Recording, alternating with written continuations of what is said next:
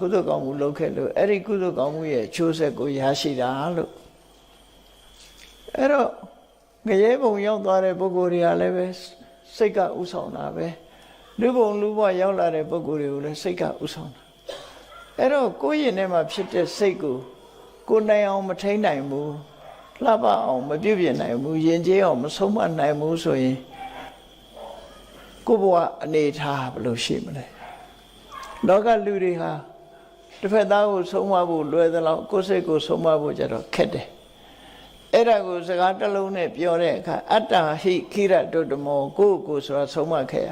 ကိုဆုံးမတယ်ဆိုတာဘယ်သူဆုံးမတာကိုယ်စိတ်ကိုပြောတာကိုယ်စိတ်ကိုဆုံးမဖို့အလုံးကိုခဲနေလို့သူပြောတယ်သူများကိုဆုံးမတာလွယ်တယ်ကိုယ်စိတ်ကိုဆုံးမဖို့အမှန်တမ်းခက်တယ်ဒါကြောင့်စိတ်ကိုအောင်နိုင်သူဖြစ်ဖို့ရအတွက်ဘုရားဘာသာသူတော်စင်တို့ရဲ့ကျင့်စဉ်ဟာစိတ်ကိုဗဟိုပြုပြီးတော့စိတ်ယဉ်ကျေးအောင်ပြုလုပ်ခြင်းပဲဖြစ်တယ်အဲ့တော့ကမ္မထာထုတ်တယ်ဆိုတဲ့အနှစ်သာရကိုကြည့်မယ်ဆိုရင်မြတ်စွာဘုရားဟောထားတဲ့တည်းမဲ့သာဂရိယနုယောဂတဲ့တကယ်ကမ္မထာထုတ်တယ်ဆိုတာဘာလဲ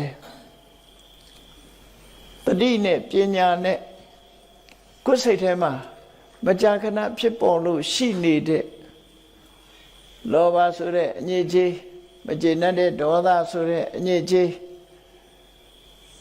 စိတ်ကိုစူးစီးလို့မရအောင်လွင်ပြန်နေတဲ့ဥဒိစ္စနှလုံးမသားမယာဖြစ်တယ်ကုက္ကုဆစိတ်ပူတယ်ဆိုတဲ့နောင်တပူပန်တယ်ဆိုတဲ့ကုက္ကုဆကောင်းတဲ့အလုပ်ပေါ်မှာစိတ်အားတက်ကြွမှုမရှိဘူးစိတ်တွန့်ဆုတ်တယ်ဆိုတဲ့ဌိနမိတ်တကောင်းတဲ့အလုပ်ပေါ်မှာတန်တရားဝင်ပြီးရှေ့မတိုးနိုင်တဲ့ဝိသိကိစ္စဆိုတဲ့ဒီစိတ်ရဲ့အညစ်အကြေးတွေကိုတတိနဲ့ဉာဏ်နဲ့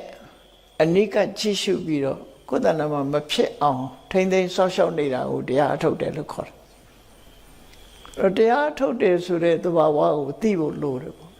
ဒါမှမဟုတ်စာပေမှာဘယ်လိုဆိုတော့ဆိုဒီဝတ္တံစင်္ကမေနနိသစ္စာယအာဝရဏီယေဟိဓမ္မေဟိစိတ်တံပရိသောတိတိဒီလိုဆိုတာ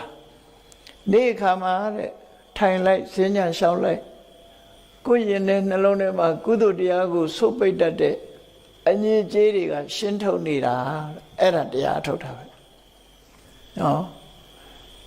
အဲ့ဒါတရားအထုတ်တယ်ဆိုတာကိုယ်ရင်ထဲနှလုံးထဲမှာလောဘဝင်လာရင်ရှင်းထုတ်လိုက်ဒေါသဝင်လာရင်ရှင်းထုတ်လိုက်